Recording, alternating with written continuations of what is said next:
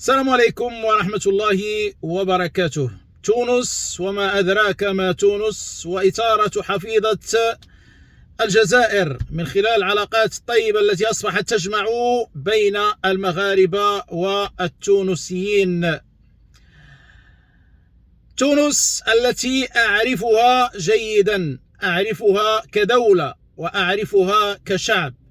أعرفها كدولة من خلال تاريخها ومن خلال حضارة قرطاج، وما أدراك ما حضارة قرطاج.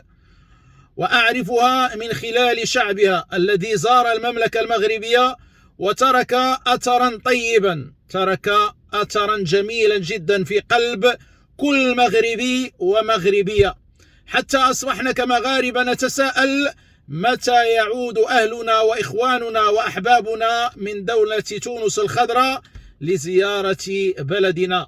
طبعا الشعب التونسي مرحب به في المملكة المغربية في كل وقت وفي كل آن، لأنه شعب متحضر، شعب كريم، شعب ذو أخلاق عالية وجميلة جدا، شعب زارنا بعائلاته الصغيرة والكبيرة، وكما قلت ترك انطباعا جميلا جدا في قلب كل مغربي وكل مغربية، صغيرا كان أم كبيرا. أما بخصوص حضارة قرطاج فالعالم كله يدرك ويعلم جيدا ما معنى وما هي حضارة قرطاج. عندما يكون هناك شعب ينحدر من دولة لها تاريخ، فتأكد أن هذا الشعب لن يترك إلا ما ترك من انطباع جميل لدى كل المغاربة. والتوافق الذي جمع بين الشعبين التونسي والمغربي ما هو إلا توافق تاريخي كان يجمع أجدادنا وآباءنا. نعم، عندما كانت الحدود لا قيمة لها ولا معنى، عندما كانت الحدود تجمع بين المغاربة وبين تونس ودولة تونس وحضارة قرطاج، لم تكن هناك حظيرة تفرق بيننا، لم تكن هناك حظيرة الجزائر التي أصبحت اليوم أرضا شاسعة تركها لهم الاستعمار.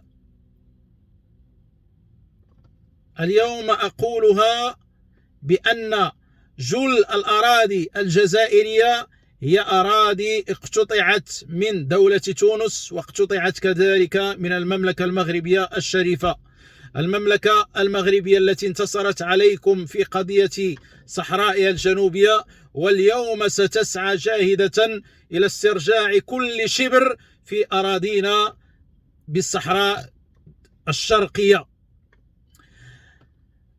رسالتي ستكون واضحة، لأن هذا الفيديو يخص شعب تونس، الشعب الراقي، الشعب المضياف، الشعب الذي يجمعنا به كمغاربة الكرم. وما أدراك ما الكرم؟